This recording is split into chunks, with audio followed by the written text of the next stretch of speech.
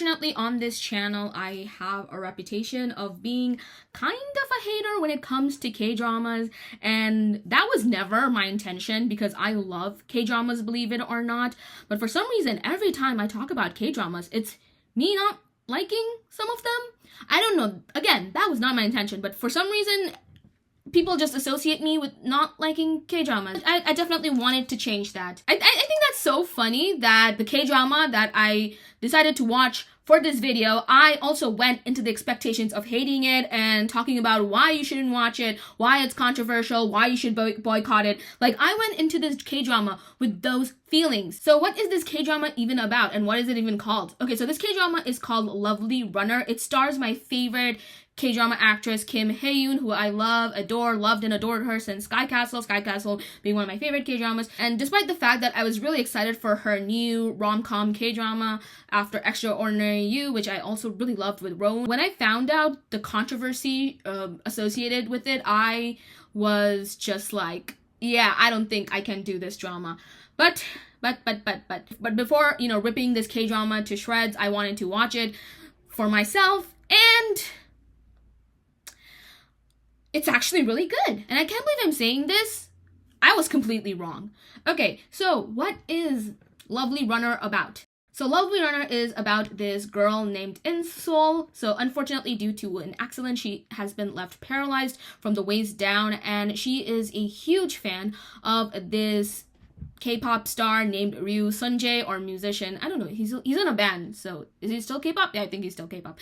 So she's like a huge dedicated fan of his, and I will recommend you watch the first episode to fully understand why she's a huge fan of him. Like the reason is so really sweet. And what happens is that unfortunately something happens to Ryu Sunjae, and now she finds herself back 15 years in the past when she is in high school, and she and Sunjae go to the same school, and now she can prevent the tragedy that awaits Sunjae from happening in the future.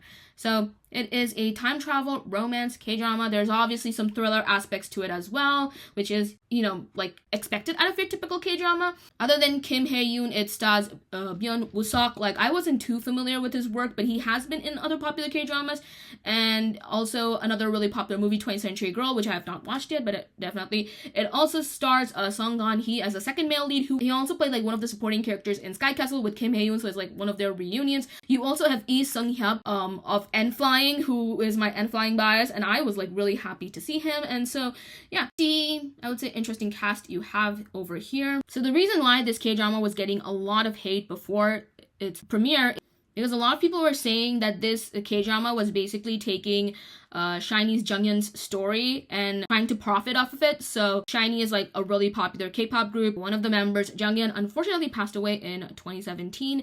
And as someone who biased Junghyun, as somebody who literally woke up and found out about this online, being in absolute shock that this happened to my bias, I was like completely against this drama when I first heard about those accusations, because and the reason why these accusations happening, because it's about a K-pop star that unfortunately dies tragically. The first episode actually airs on Junghyun's birthday. So I feel like those were the two reasons that really started the controversy and really made people want to boycott the K-drama without having to watch it.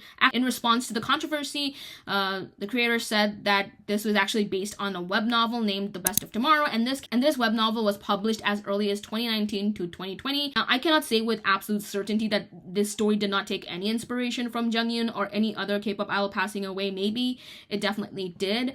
But honestly, this is just my opinion. You can disagree with me, but as somebody who loves Junghyun and somebody who's a huge Junghyun fan, I personally don't believe that this K-drama in any way, shape, or form is trying to profit off his story and is trying to take his story and, kind of like turning it into this cutesy K-drama. I mean, that's just what I personally think. I didn't find any other similarities. I feel like Ryu Sunjae is like, and the band he is in is so different from SHINee. Like, they are a K-band and SHINee is like a boy band, like a dance group. And the way Sunjae dies is so different from Junghyun dies, and they also die in different parts of their life. And I feel like the two connections that people were making is that the K-drama premieres on Junghyun's birthday, and the other similarities they were saying is that Ryu Sunjae and the group Eclipse, they debut in 2007, ish. But the thing is that Shiny debuted in 2008, so now this is just my opinion, but after watching the first episode, I think it kind of made sense to me why the first episode airs on April 8th,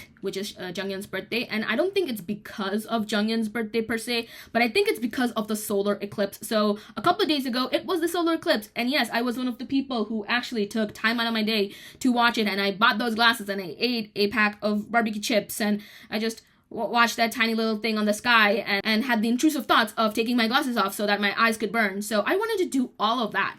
And that happened on the day of the solar eclipse when the K-drama premiered. So when I went to watch this episode and I found out, oh, so it's airing on the same day as the solar eclipse, and the name of the band that Sunjae is in is also called Eclipse. I was like, this was planned. This is my belief. I don't think they did this because of Junghyun. I think they did this because of the solar eclipse. I solely believe that. Now, here's the thing. This is just me, but I've actually lost interest in like Asian drama romances. Like I lose interest in them pretty fast. I just find them to be very predictable, and I just don't find them to be as emotionally investing. Like after like the first 8 episodes, like I just get bored pretty easily because I need more than romance to keep me hooked. Like for example, I was watching the Chinese drama When I Fly Towards You, and don't get me wrong, it is a really good drama.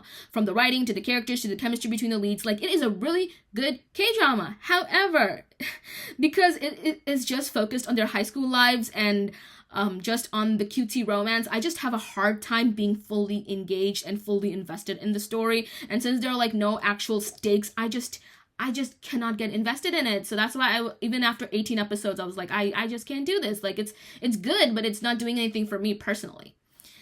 And I do like romance, but I'm the type of person who likes romance when it's unpredictable, when it's not the main focus, and because it then makes me cherish the moments between the characters. And this K-drama Lovely Runner is also very heavily focused on the romance, but so far I am invested because there is the uncertainty of whether they're going to end up together, whether it's going to be a happy ending or a sad ending, because there's time travel, there's death, there's unsurety, and that makes it much more engaging and exciting to me. Because after watching 21-25, or was it 25-21, I don't remember, that K-drama, I don't know for sure if this K-drama is going to have a happy ending or not. So I'm excited to see what that will be. Okay, so another reason why I wasn't excited for this K-drama, despite the fact that I really love Kim Hae-yoon, is because it is the romance between a K-pop fan and her idol. As somebody who considers themselves a K-pop fan, as somebody who literally has photo cards of their biases in freaking photo card holders and goes to concerts and screams their hearts and lungs out at K-pop concerts when they see their bias, I was like very hesitant with the way they were going to portray a K-pop fan and an idol relationship, but I'm happy to say that this K-drama doesn't present the fan-idol relationship in the superficial lens. Like, yes, it is a love story between an idol and a fan, and in real life, as a K-pop fan, I wouldn't want to date my favorite idol and vice versa, because it's just so weird for me personally, and I'm pretty sure it's going to be also really weird for, like, my favorite K-pop idol. Like, can you imagine dating Wonho? Like, I love him, but I don't know, it feels incesty. But what I like is that she doesn't become his fan just because she thinks he's attractive or because she's in love with him or romantically attracted to him. But I like that she actually becomes interested in him because of his personality and how he was there for her in a really difficult time in her life. And because of him, she started to approach life with much more positivity and overcome her difficult situation. And I feel like parasocial relationships get dogpiled a lot. And I do get that there are fans that take it a little too far when it comes to, being fans of their idols.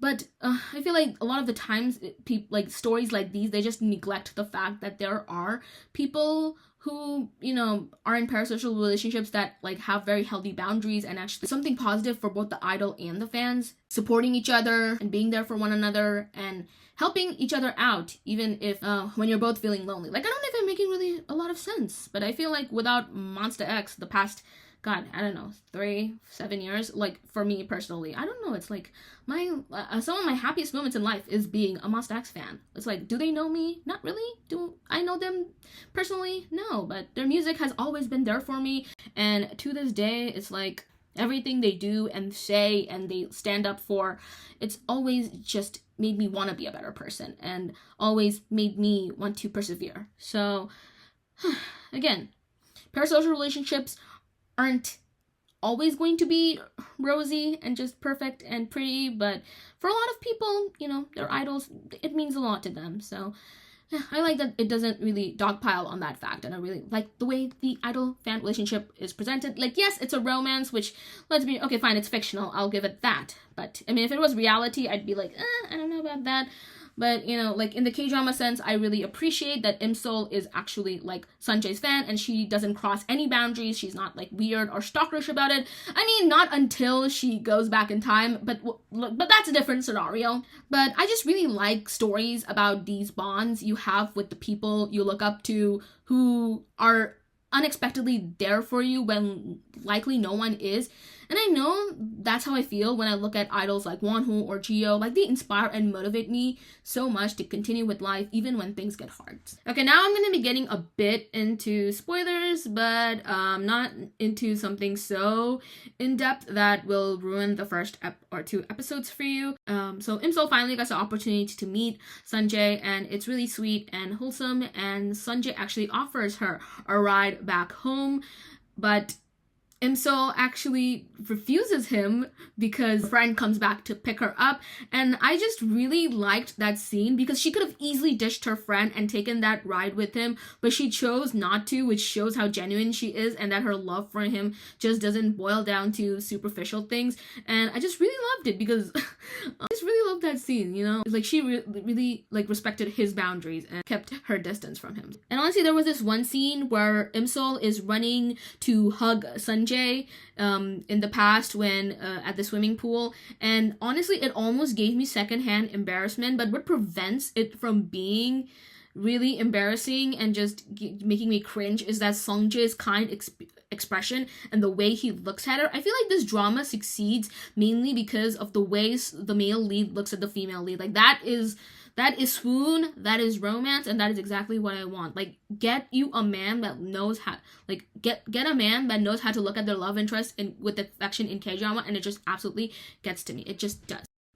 And Sunjae might be a bit cold to Imsol in the past, but I think what really makes up for it is that he's always like so affectionate and genuine, and the way he just looks at her, it's what makes the drama for me. And I know I didn't go too in depth about what happens in the first 2 episodes, but I really don't want to, because I really don't want to spoil it for everyone. Really, only 2 episodes are out, but I am surprisingly really liking it. I'm not saying that by the end of this is gonna be my favorite K-drama of all time, or I'm gonna really love this drama or whatever, but based on the first 2 episodes, I am glad that this K-drama isn't what I thought it was originally going to be, which was going to be a cringy love story between a K-pop fan and her idol that was inspired by a real-life tragic event.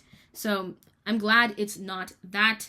I'm glad that Imsol and Sunjae actually have a really cute and sweet relationship and bond that doesn't cross any boundaries. I mean, you can say that Imsol does technically stalk Sunjae, but it's in the past when he's not an idol, and that's to only like save him from his tragic future. So that's the only reason. But yeah, it's really cute and sweet, but it can also be really sad at times too.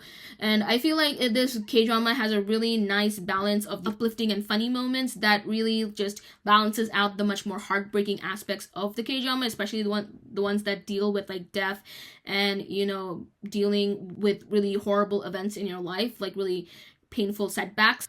Only 2 episodes are out. I cannot say much about it thus far than that, but I will say that I'm glad that it isn't your typical K-pop fan falls in love with the idol and it's just a cringe fest, you know, up until then. So okay, so this is for the people that stayed till the end, and I'm going to be revealing something that is a bit TMI and somehow related to the drama at the same time. So recently, unfortunately, I endured heartbreak for the first time in my life. I don't want to get too into it because I still like keeping up my mysterious presence and I like keeping my personal life away from my YouTube life.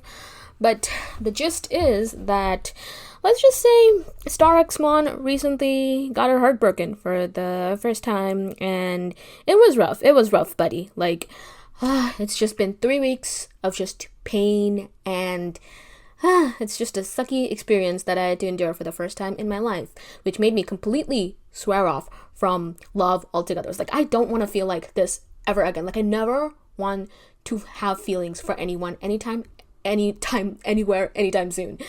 But I don't know, after watching this K-drama, it made me want to do the stupid thing and have feelings for someone again. I don't know if that's gonna happen anytime soon, but I don't know, it's like the way Sungjae looks at Imsol, it's just so adorable, and the way Imsol is always there for Sungjae, it kind of makes me want that, and it makes me optimistic instead of being pessimistic. I'm not saying that, things are going to turn out exactly like a cutesy K-drama, obviously not, because that's not realistic, and I'm not expecting something like that, but what I'm saying is that this K-drama made me want to be less cynical about love. So, yeah. Okay. And also, another thing that I learned from this K-drama is that I'm not going to settle for anybody less than Byung Wasak. Definitely. Okay, bye.